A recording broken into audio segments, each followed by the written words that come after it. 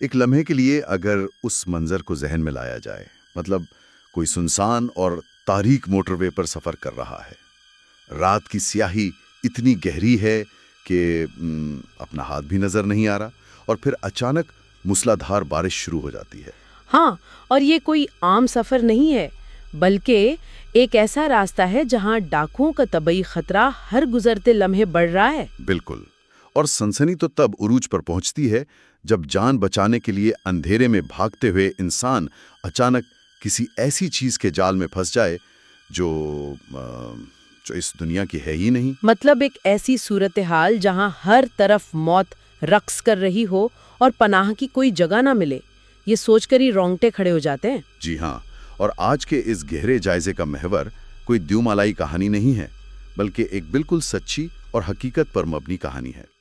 ہمارے ذرائع ایک ٹرک ڈرائیور ارشاد اور اس کے ساتھی نعیم کی اس ہولناک رات کے بارے میں ہے۔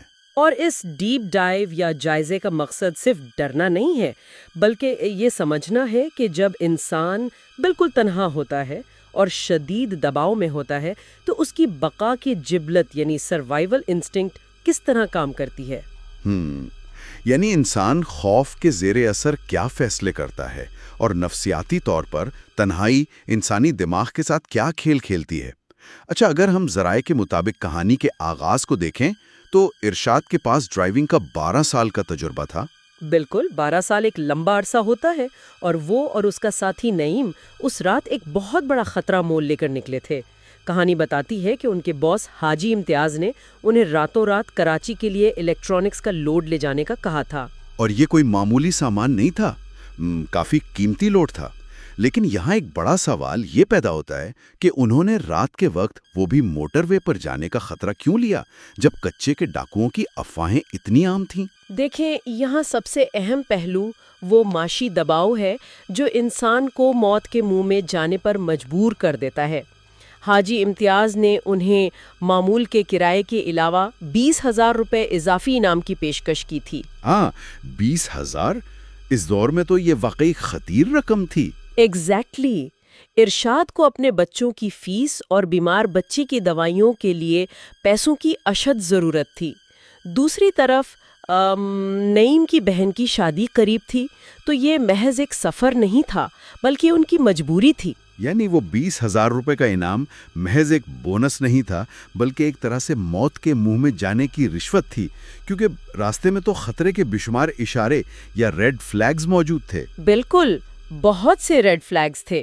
ذرائع کے مطابق مخالف سمت سے آنے والی گاڑیاں انہیں مسلسل ڈمپر دے کر وارننگ دے رہی تھیں۔ ہاں، ڈمپر دے کر یا ہیڈ لائٹس جلا کر، یہاں تک کہ ایک سفید رنگ کی گاڑی والا تو باقاعدہ رک کر انہیں خبردار کرتا ہے کہ بھائی آگے مت جاؤ، آگے ڈاکو گاڑیاں لوٹ رہے ہیں۔ یہ بہت بڑی وارننگ تھی، مطلب کوئی آپ کو روک کر بتا رہا ہے پھر بھی آپ آگے جا رہے ہیں۔ اس صورتحال کو سمجھنے کے لیے ذرا گہرے سمندر کی تشبیہ پر غور کریں۔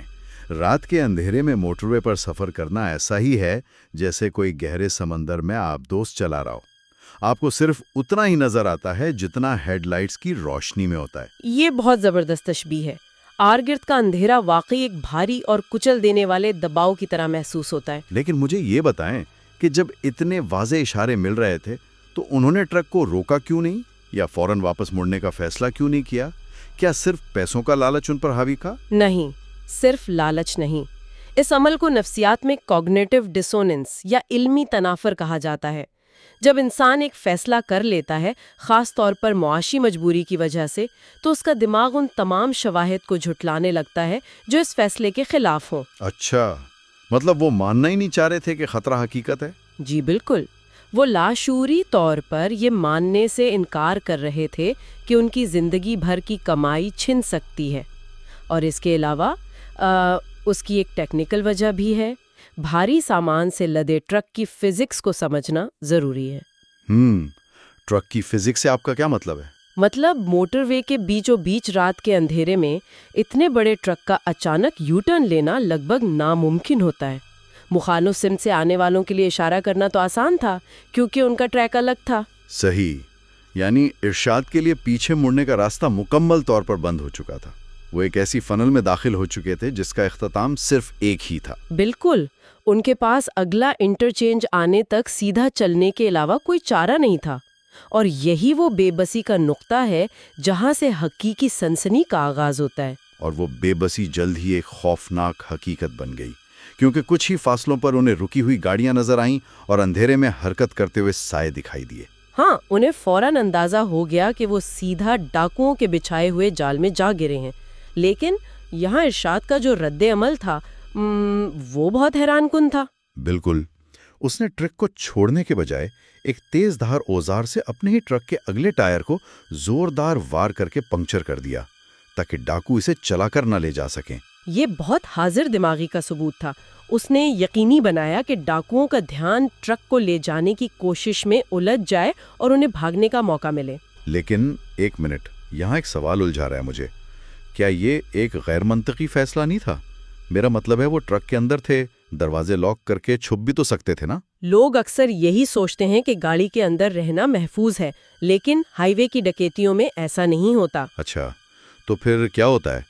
کیبن تو لوہے کا ہوتا ہے، کافی مضبوط ہونا چاہیے۔ جب ڈاکو کسی گاڑی کو گھیر لیتے ہیں تو وہ بند کیبن محض ایک تابوت بن جاتا ہے۔ شیشے توڑے جا سکتے ہیں اور اگر ڈرائیور باہر نہ نکلے تو عموماً اسے وہیں گولی مار دی جاتی ہے۔ او، یعنی ٹرک میں بہنا موت کو دعوت دینا تھا۔ ایگزیکٹلی، جو سامان ان کی روزی روٹی تھا اسے خود تباہ کر کے انہوں نے کھائی اور جھاڑیوں میں چھلانگ لگا دی۔ پیچھے سے آنے والی فائرنگ کی آواز نے ان کے خوف کو مزید بڑھا دیا۔ یہ وہ لمحہ ہے جہاں انسان اور مشین کا رشتہ ٹوٹ جاتا ہے۔ وہ ایک تہذیب یافتہ انسان سے اچانک ایک شکار یا پرے میں تبدیل ہو جاتے ہیں۔ بالکل، اور ان کا مقابلہ اب براہ راست فطرت اور شکاریوں سے تھا، اور فطرت بھی اس رات ان کے حق میں بالکل نہیں تھی۔ ہاں، ذرائع بتاتے ہیں کہ جیسے ہی وہ بھاگنا شروع کرتے ہیں، شدید طوفانی بارش شروع ہو جاتی ہے۔ کیچڑ میں دھستے قدم، گیلے کپڑوں کا بوجھ اور سردی۔ بظاہر تو لگتا ہے کہ بارش نے ڈاکوؤں سے ان کے قدموں کے نشان مٹا کر ان کی مدد کی، لیکن جسمانی لحاظ سے یہ بارش ایک نیا عذاب تھی۔ گیلے کپڑوں کی وجہ سے جسم کا درجہ حرارت تیزی سے گرنے لگتا ہے، جسے ہم ہائپوتھرمیا کی شروعات کہتے ہیں۔ سردی اور تھکاوٹ سے سوچنے سمجھنے کی صلاحیت بھی تو دھندلا جاتی ہے نا؟ جی، بارش اس واقعے میں ایک بہت بڑا قدرتی عنصر تھی۔ انسان کا جسم اس وقت فائٹ اور فلائٹ موڈ پر چل رہا ہوتا ہے، جو بہت تیزی سے توانائی نچوڑ لیتا ہے۔ اور اسی شدید تھکاوٹ اور سردی کی حالت میں انہیں دور اندھیرے میں ایک ہلکی سی ٹمٹماتی ہوئی روشنی نظر آتی ہے۔ وہ ہر خطرے کو بھول کر اس کی طرف کھینچے چلے جاتے ہیں، کیونکہ وہ روشنی ان کے لیے کسی محفوظ پناہ گاہ کی آخری امید تھی۔ لیکن وہ پناہ گاہ کسی ڈراونے خواب سے کم نہیں تھی۔ بالکل نہیں۔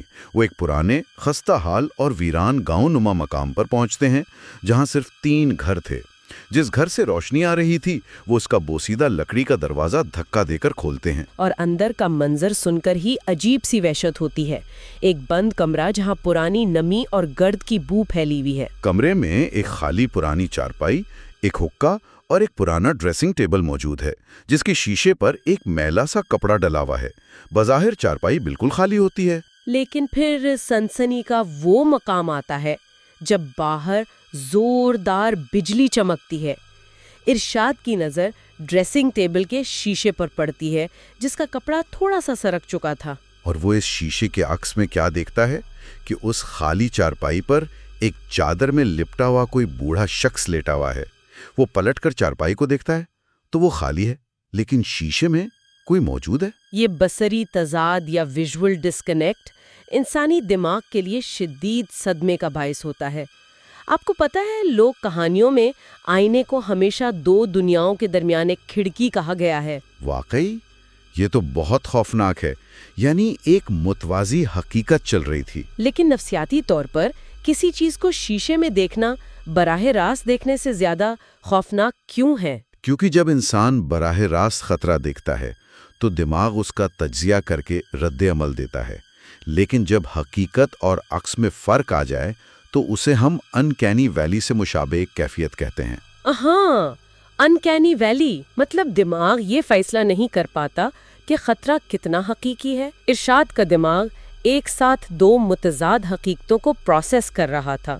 بالکل، اور اگر ہم اس کے سائنسی پہلو کو دیکھیں تو اندھیرے میں نظر کے دھوکے، جسے ٹریکسلر ایفیکٹ کہا جاتا ہے، اس کا بھی عمل دخل ہو سکتا ہے۔ हाँ, ट्रैक्सलर इफेक्ट, जिसमें दिमाग अंधेरे में खुद से तस्वीरें या साए बनाने लगता है। लेकिन कहानी सिर्फ बसरी धोखे तक महदूद नहीं रहती। एग्जैक्टली। इरशाद के मुताबिक उसी लम्हे कमरे में हुक्के की गड़गड़ाहट और एक बूढ़े इंसान की खुश्क खांसी की आवाज गूंजती है। उफ, और शीशे के अक्स में वो साया पहले बैठता है और फिर खड़ा होकर दरवाजे की तरफ बढ़ता है, और सबसे बढ़कर कमरे में पुराने तंबाकू की एक तेज बू फैल जाती है। जब बसरी खौफ के साथ कुव्वत समात और कुव्वत शामा भी शामिल हो जाएं, तो ये महज वहम नहीं रहता, ये हवास पर एक मुकम्मल हमला होता है। ये वो नुक्ता है जहां हकीकत और माफूक फितरत के दरमियान की लकीर मिट जाती है। इस खौफ के आलम में उनका वहां से भागना एक बिल्कुल फितरी अमल था। जी, वो अपनी जान बचाकर दोबारा बरसती रात में बाहर निकलते हैं और अंधेरे में अचानक एक मकामी शख्स से टकरा जाते हैं। हाँ, वो शख्स जिसके पास टॉर्च और छतरी होती है, वो उन्हें दिलासा देता है और पनाह के लिए एक दूसरे वीरान घर की तरफ ले जाता है। लेकिन अंदर जाने से पहले वो उन्हें एक अजीब तंबीह करता है कि घर के अंदर किसी शीशे में मत देखना, और फिर वो अंधेरे में गायब हो जाता है। यहाँ आकर ना मुझे उस शख्स पर शदीद शक होता है।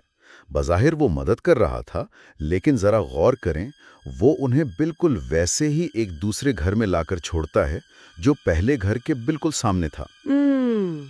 आपका शक जायज है। वो मुकामी शख्स शायद इसी तारीक माहौलियाती निजाम का हिस्सा था। पुरानी कहानियों में ऐसे किरदारों को लिमिनल स्पेस गाइड कहा जाता है। लिमिनल स्पेस गाइड, ये क्या होता है? मतलब ये ऐसे मकामात होते हैं जो दो दुनियाओं के दरमियान की सरहद होते हैं।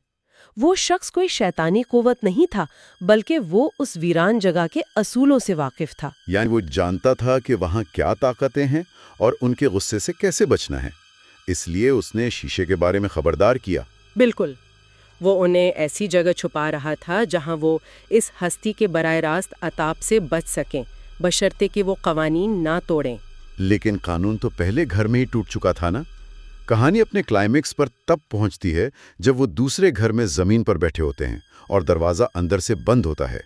और फिर अचानक उस बंद दरवाजे के बाहर से कदमों की आहट आती है, वही खुश्क खांसी की आवाज जो पहले घर में सुनी थी। और फिर दरवाजे पर 3 हल्की दस्तक, और बाहर से एक भारी आवाज आती है, तुमने बहुत बड़ी गलती कर दी।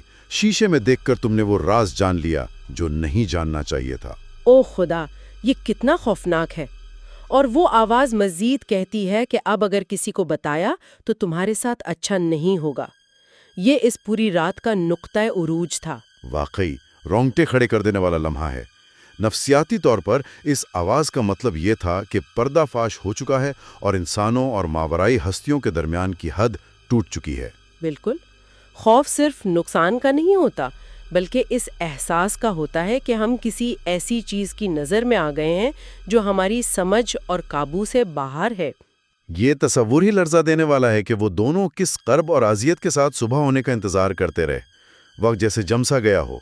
हाँ, लेकिन एक तवील अजियत के बाद रात की तारीकी छटने लगती है, और ज़राए के मुताबिक दूर किसी मस्जिद से आने वाली सुबह की अजान की आवाज़ उनके लिए ज़िंदगी की नवीद साबित होती है। अजान की आवाज़ के साथ ही उस घर का दबाव यकलख टूट जाता है, जैसे कोई तलिस्म टूट गया हो। आवाज़ें और घुटन अचानक ख़त्म हो जाती हैं। ये समी या ऑडिटरी तब्दीली उनकी नफ्सियात पर गहरा असर डालती है। सुबह की पहली रोशनी उनके लिए इंसानी तहजीब में वापसी का इशारा थी। दिन की रोशनी में वही मुकामी लोग जो रात को पुरसुरार लग रहे थे, आम इंसानों की तरह उनकी मदद करते हैं और उन्हें वापस मोटरवे तक छोड़ते हैं। वो अपने ट्रक का टायर बदलते हैं और वहां से फरार हो जाते हैं।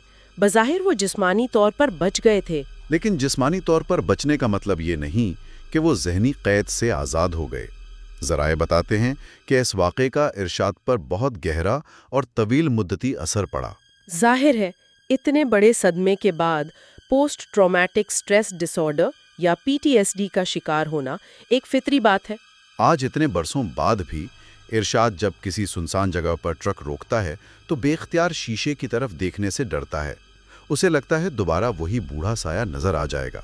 वो शीशा उनके लिए हमेशा के लिए एक आम चीज से बदलकर एक खौफनाक दरवाजा बन चुका है जो उस तारीक रात की याद दिलाता है।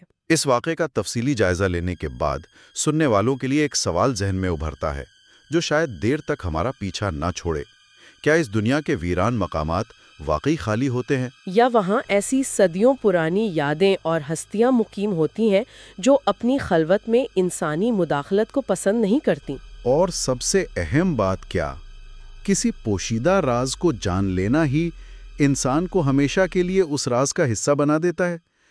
یہ وہ سوال ہے جو اس کالی برستی رات کی طرح آج بھی پراسرار اور جواب طلب ہے۔